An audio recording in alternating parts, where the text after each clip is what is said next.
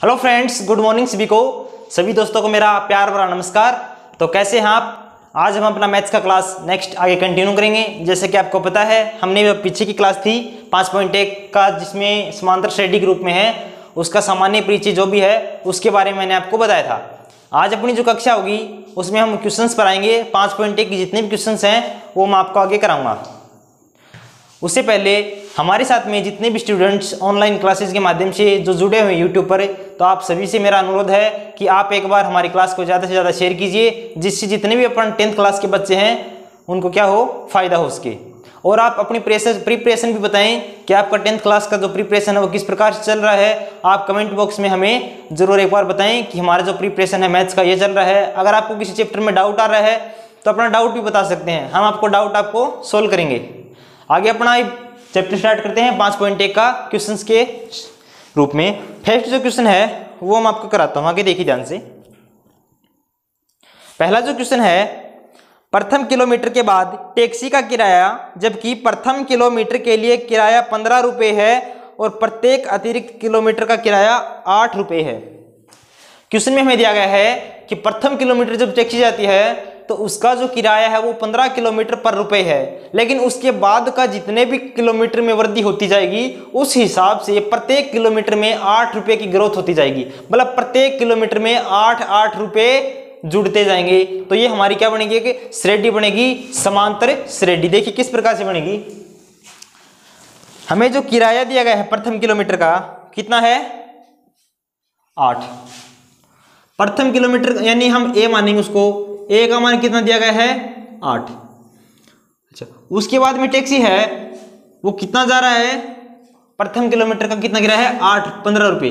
कितना है, सॉरी 15 रुपये।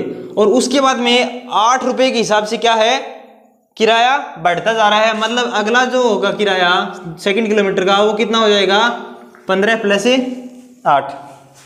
कितना हो जाएगा, 15 प्लस 8। उसके बाद में कितना हो जाएगा, 15 प्लस 8 प्लस 8। ये क्यों रहा है, क्वेश्चन में बोला है ऐसा कि प्रत्येक किलोमीटर के बाद टैक्सी का जो किराया है वो 8 रुपये की वृद्धि के साथ में आगे बढ़ रहा है।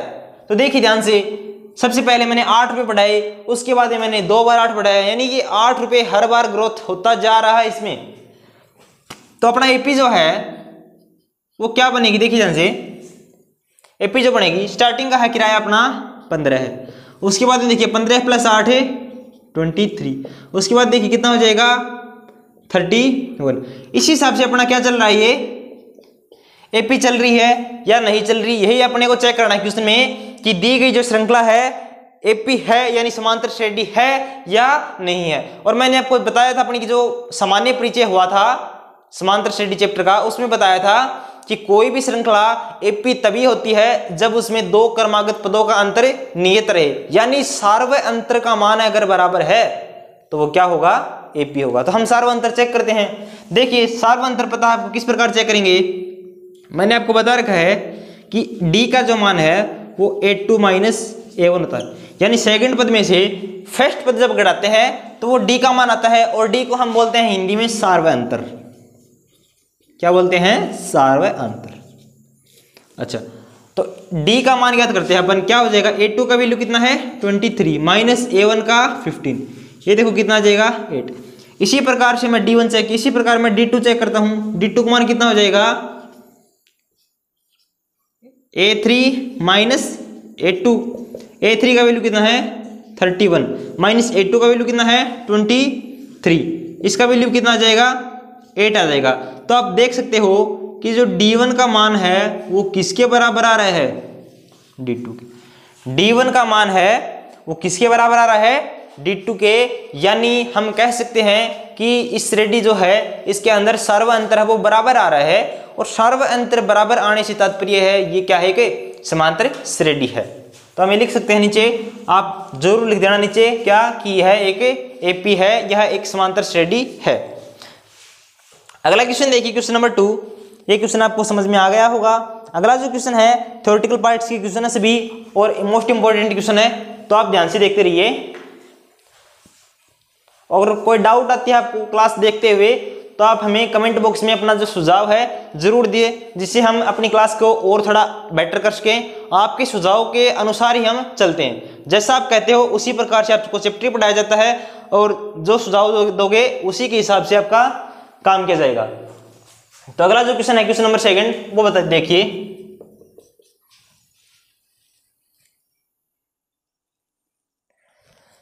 क्या है, किसी बेलन में उपस्थित हवा की मात्रा जबकि वायु निकालने के बाद प्रत्येक बार हवा का 1/4 भाग बाहर निकल जाता है।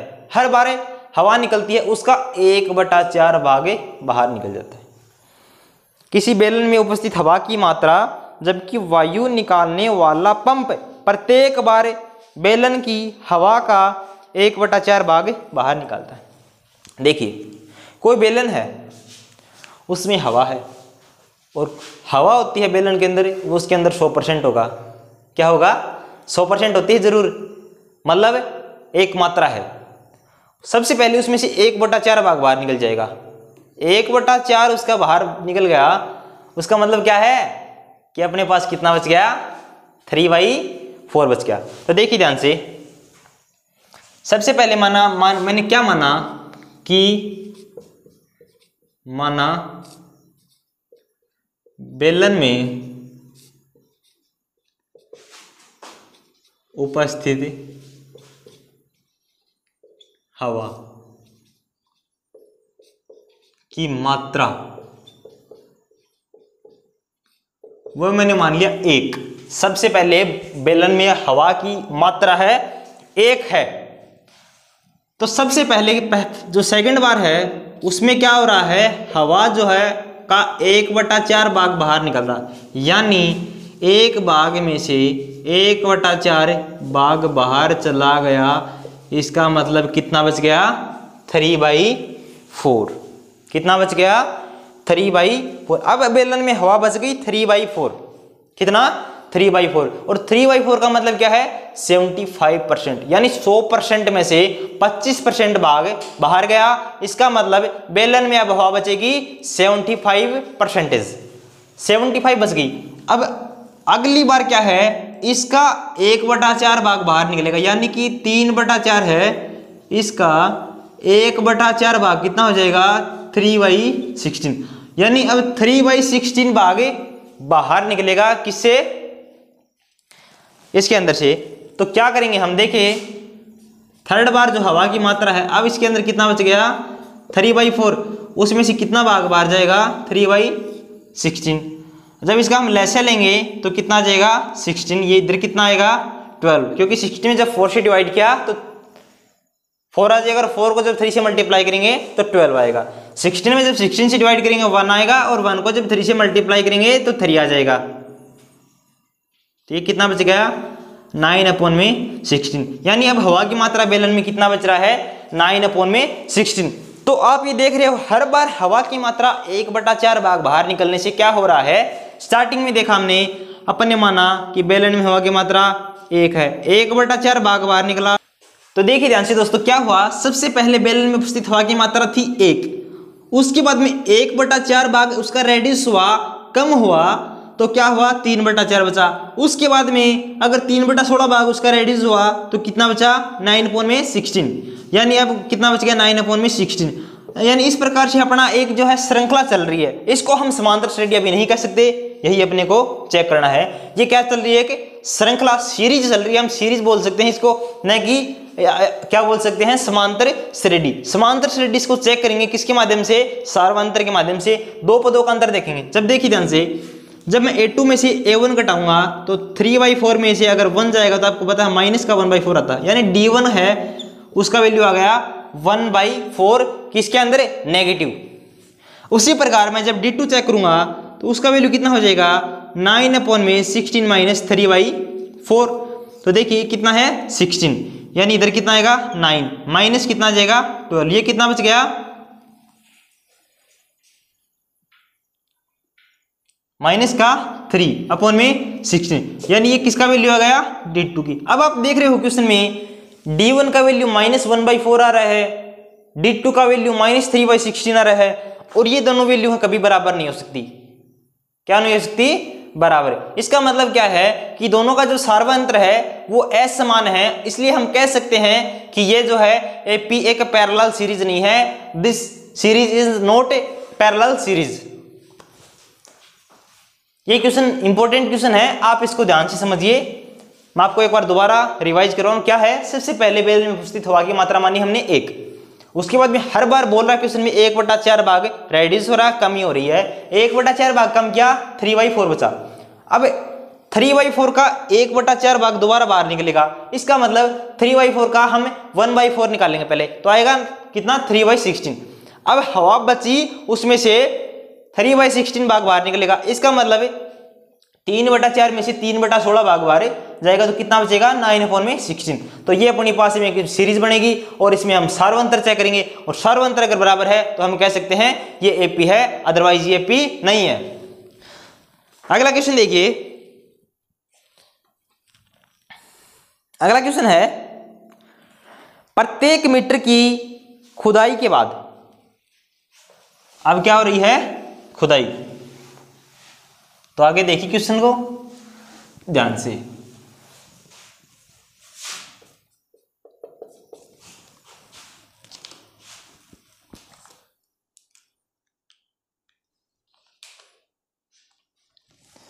देखो ये क्वेश्चन में दिया गया है, आप ध्यान से अपनी बुक में क्वेश्चन को ध्यान से देखिए।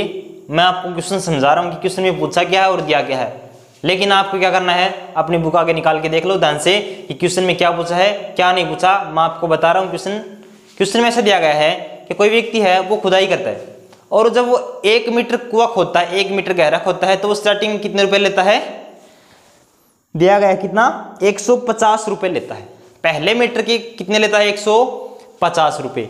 उसके बाद हर मीटर की आगे जब खुदाई करता जाएगा तो 50-50 रुपए की वृद्धि करता जाएगा। कितनी वृद्धि, यानी फर्स्ट मीटर के अगर 150 रुपए लिए तो उसके बाद में 200 रुपए लेगा, क्योंकि 50 रुपए उसने बढ़ा दिए।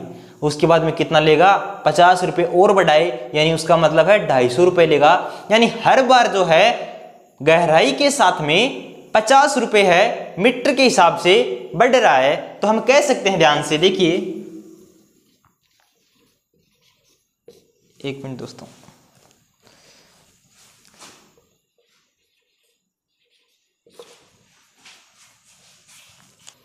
तो क्वेश्चन में दिया है कि प्रथम मीटर जब खोदता है तो वो 150 रुपए लेता है, उसके बाद ये 50 रुपए हर मीटर में बढ़ रहा है। तो ध्यान से देखिए क्या है, प्रथम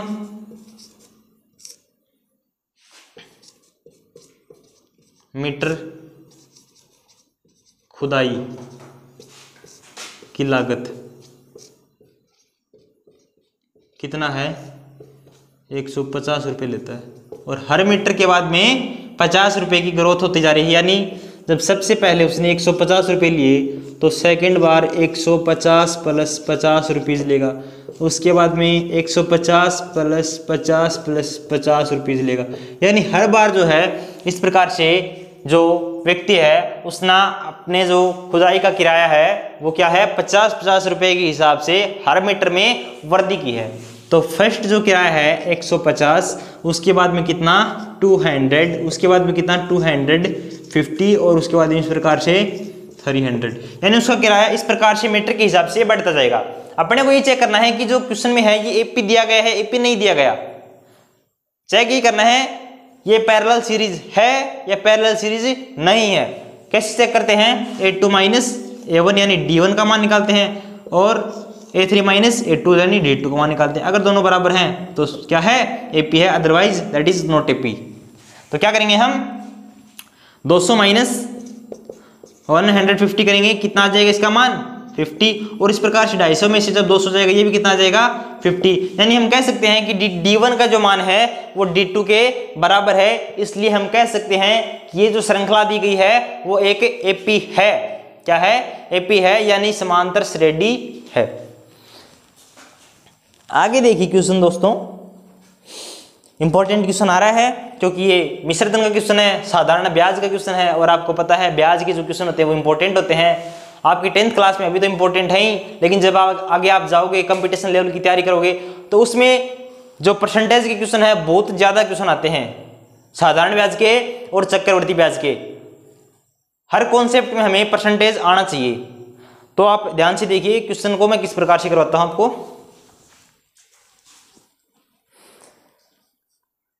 खाते में प्रत्येक वर्ष का मिश्र धन जबकि 10,000 रुपए की राशि 8,000 वार्षिक दर से चक्रवर्ती ब्याज पर जमा की जाती है।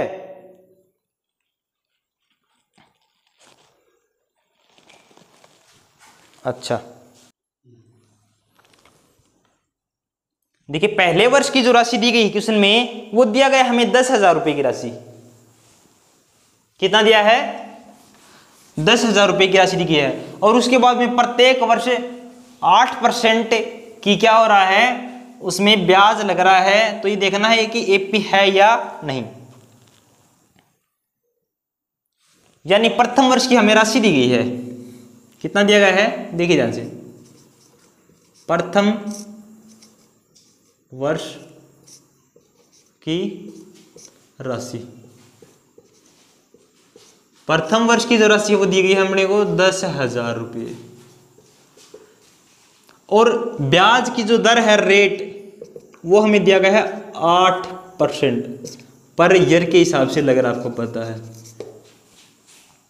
अच्छा, तो क्या करेंगे हम सबसे पहले इसमें प्रथम वर्ष का अपने पास में क्या है 10,000। एक साल के बाद में 8% की रेट के हिसाब से उस पर ब्याज लगेगा। तो ब्याज के सूत्र आपको पता है क्या होता है, प्रथम वर्ष का चाहे साधारण ब्याज हो चाहे चक्रवर्ती ब्याज हो हमेशा बराबर होते हैं। क्या होता है, एसआई जो है वो किसके है, सीआई के बराबर होता है। सिंपल इंटरेस्ट है वो हमेशा बराबर होता है किसके, कंपाउंड इंटरेस्ट के। क्यों? क्योंकि पहले वर्ष में राशि सेम होती है, इसलिए साधारण ब्याज और चक्रवर्ती ब्याज बराबर। और साधारण ब्याज का जो फॉर्मूला है क्या, आपको मैं लिखा देता हूँ, साइड में देखिए ध्यान से। एसआई का जो फॉर्मूला होता है सिंपल इंटरेस्ट, उसका मतलब होता है P × R × T अपॉन 100। इसको हम बोलते हैं मिश्र धन साधारण ब्याज बराबर क्या होता है, मूलधन गुणा दर गुणा समय बटे 100। क्या बोलते हैं, हिंदी में दिखा देता हूं, मूलधन गुणा ब्याज की दर मल्टीप्लाई में समय अपॉन में 100। ये क्या होता है, ब्याज का सूत्र होता है। किसका, ब्याज का। कौन सा, वो भी साधारण। साधारण ब्याज हम इस प्रकार से कैलकुलेट कर सकते हैं। तो अब देखो मैं कैलकुलेट करके दिखाता हूं आपको। अपने पास मूलधन है, ये क्या होता है, इसको P बोला जाता है। क्या होता है ये, P मूलधन है। अब अपने पास में मूलधन है 10,000 रुपये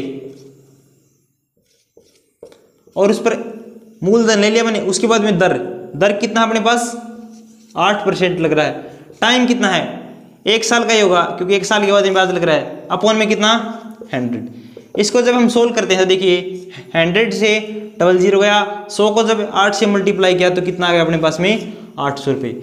यानी प्रथम वर्ष में 10,000 रुपये की राशि के ऊपर 800 रुपये ब्याज के आ रहे हैं। कितने रुपए ब्याज के, तो व्यक्ति उसको कितना रुपये अदा करना पड़ेगा, 10,800 रुपये। कितना हुआ फर्स्ट ईयर में, अगर उसके पास में फर्स्ट ईयर आपको दिखा दूं, फर्स्ट साल के अंदर उसके अंदर 10,000 रुपये थे, तो सेकेंड ईयर जो है उसके बाद में कितना हो गया 10,800 रुपये। अब क्या करेंगे, अब इस राशि के ऊपर क्या होगा 8% के हिसाब से ब्याज लगेगा। यानी अब अपने पास में 10,800 रुपये है, उसके ऊपर 8% के हिसाब से ब्याज लगेगा 1 साल के लिए। कितने रुपए 100। ये दोनों क्या हो गए कैंसिल। इनको जब मैं आपस में मल्टीप्लाई किया तो कितना है, देखो 8 कितना 64 का कितना आ गया 4 हासिल 6 का 6 8 बन जा 8। यानी सेकेंड जो ईयर है उसके अंदर 864 रुपये लग रहे हैं। किसके, ब्याज की। देखो पहले साल में 800 रुपये आए, दूसरे साल में 864 आए। क्यों आए, क्योंकि ये है मिश्र धन, और मिश्र धन में पता है क्या होता है, ब्याज पर ब्याज। पहले वर्ष का ब्याज कितना आया था 800, उसके बाद सेकंड ईयर का कितना हुआ 864, क्योंकि ये क्या है चक्रवर्ती ब्याज है। साधारण ब्याज में सिंपल जो इंटरेस्ट होता है उसके अंदर हर वर्ष का ब्याज जो है वो बराबर आता है, लेकिन कंपाउंड इंटरेस्ट चक्रवर्ती ब्याज के अंदर हर बार क्या होता है बढ़ोतरी होती जाती है, क्योंकि जो प्रथम वर्ष का ब्याज है वो मूलधन के अंदर काउंट होता है, और मूलधन के अंदर काउंट हुआ तो मूलधन ज्यादा हुआ, मूलधन ज्यादा हुआ तो ब्याज ज्यादा हुआ, इसलिए क्या होता है इसमें ब्याज ज्यादा है। कितना 64 रुपीज। तब ध्यान से देखिए, फर्स्ट साल अपने पास में थे 10,000 रुपये, उसके बाद में अगले साल हुए अपने पास में 10,800 रुपये, और 10,800 में जब मैंने 864 जोड़ा तो कितने हुए 11,664। कितना हुआ 11,664। अब आप इनका अंतर देख सकते हो कि इनका और इनका अंतर है 800 रुपये आया, और इनका जो अंतर है वो 864 रुपये आया। ये कितना 864 रुपये, ये कितना आया 800 रुपये। और आपको मैं बता दूं कि कभी भी चक्रवर्ती ब्याज का क्वेश्चन आए, किसका, चक्रवर्ती ब्याज का क्वेश्चन आए और उसमें पूछे हमसे कि ये एपी है या नहीं, तो वो कभी भी एपी नहीं होती, क्योंकि इसमें हर वर्ष का ब्याज जो है अलग अलग लगता जाएगा, इसलिए अपना सार्वंतर बराबर नहीं होगा, और सार्वंतर बराबर नहीं है तो हम कह सकते हैं ये एपी नहीं है। तो देखिए 864 के बराबर नहीं, हम कह सकते हैं 800 does not equal to 864, that we can say this series is not parallel series. आपके क्वेश्चन समझ में आ गया होगा। अगला जो क्वेश्चन अपना क्वेश्चन नंबर 2 में पूछ गए हैं, क्वेश्चन नंबर 2 देखिए आगे। क्वेश्चन नंबर जो 2 अपना, उसमें अपने को एपी फाइंड करना है, यानी समांतर श्रेणी ज्ञात करनी है। लेकिन क्वेश्चन में हमें ए यानी प्रथम पद दिया है और डी यानी सार्वंतर का मान दिया है। प्रथम पद दिया है, सार्वंतर दिया है, ज्ञात करना है एपी। ए का जो मान है 10 और डी का मान भी 10। क्वेश्चन नंबर 2 है, ध्यान से देखिए दोस्तों। उसमें फर्स्ट है ए का मान 10 और डी का मान 10, यानी प्रथम पद 10 और सार्वंतर भी 10। और मैंने आपको बता दिया सबसे पहले अपना जो समांतर श्रेणी की जो सामान्य परिचय के ऊपर जो क्लास हुई थी, मैंने आपको बताया था कि एपी क्या होता है, ए प्लस डी, ए प्लस 2d, ए प्लस 3d, और अंत में से चलता जाएगा और a प्लस एन डी, यानी n का मतलब है नंबर ऑफ टर्म्स। जहां तक हम लेके जाएंगे वहां तक इस एपी को लेके जा सकते हैं। ये क्या होती है, एपी होती है। अब मान रखते जाना और एपी आ जाएगी। a का वैल्यू कितना 10, d का वैल्यू कितना 10, यानी 10 प्लस 10, ये कितना 10 प्लस 2 मल्टीप्लाई 10, 10 प्लस 3 मल्टीप्लाई 10, देखो कितना आया 10, ये कितना 20, ये कितना 10 टू जा 20 और 10 30, और ये कितना 40, ये आगे 50। इस हिसाब से क्या है अपना एपी चलता जाएगा। अपने को इस क्वेश्चन में एपी ही फाइंड करना था, और आपको दिख रहा है ये क्या है, एक एपी ही है, क्योंकि सार्वंतर का मान समान है दोनों पदों का, इसलिए हम कह सकते हैं एपी है। और ये एपी फाइंड कर ली। फर्स्ट क्वेश्चन अपना कंप्लीट। आगे देखिए क्वेश्चन नंबर 2। क्वेश्चन नंबर जो 2 है उसमें a का मान -2 है और d का वैल्यू कितना है 0। a का जो वैल्यू है वो -2 दिया गया है, एंड जो d का जो वैल्यू है वो कितना दिया गया है 0 दिया गया है। एपी फाइंड करना, सेम वही कंडीशन लगानी है। दोस्तों ध्यान से रखिए, ये जो मैंने आपको लिखा है इंपॉर्टेंट चीज है, हर क्वेश्चन में आगे काम में आएगा। ये क्वेश्चंस इजी हैं, आपको भी इजी लग रहे होंगे, आप जल्दी जल्दी कर सकते हैं इन क्वेश्चंस को। लेकिन मैंने जो आपको ऊपर जो चीज लिखाई है आप इनको ध्यान से पढ़िए, क्योंकि हर क्वेश्चन के अंदर ऐसे आएंगे। आगे ऐसे क्वेश्चन में आएंगे कि किसी एपी का 5वां पद उसके 7वें पद से 5 अधिक है 6 अधिक है, तो 5वां पद आएगा उसका मतलब a + 4d, 6ठा पद आएगा उसका मतलब a + 5d। इस हिसाब से अपने को इन चीजों को ध्यान में रखना है। तो a का वैल्यू है और d का है। एपी अपनी होती है a + d, a + 2d, a + 3d। इस प्रकार से अपनी क्या चलती है, एपी चलती है। देखिए मान रखते हैं इसमें a का वैल्यू -2, उसके बाद -2 प्लस में 0, उसके बाद देखिए a का वैल्यू कितना -2 + 2 मल्टीप्लाई में d का वैल्यू 0। ऐसे एपी चलती जाएगी। ये कितना -2, आगे देखिए कितना -2, आगे कितना -2, यानी जो एपी है वो सेम इसी प्रकार से आगे चलती जाएगी, -2 -2 -2 -2, क्योंकि इसमें सार्वंतर d है उसका मान 0 है, और सार्वंतर d यानी 0 है तो एपी का हर पद सेम आएगा। अगर d का मान 0 है तो यानी कि उसमें ना तो कुछ पद घट रहा है ना कोई जुड़ रहा है, इसलिए सार्वंतर नियत बना रहेगा और एपी अपनी सेम संख्या में आगे कंटिन्यू आगे चलती रहती है। आगे देखिए क्वेश्चन नंबर 3 इसके अंदर a का मान 4 है, d का वैल्यू -3 है। थर्ड देखिए ध्यान से, छोटे छोटे क्वेश्चन है, आपको समझ में आ रहे होंगे जल्दी जल्दी। क्वेश्चन नंबर 3 है, उसमें a का वैल्यू कितना है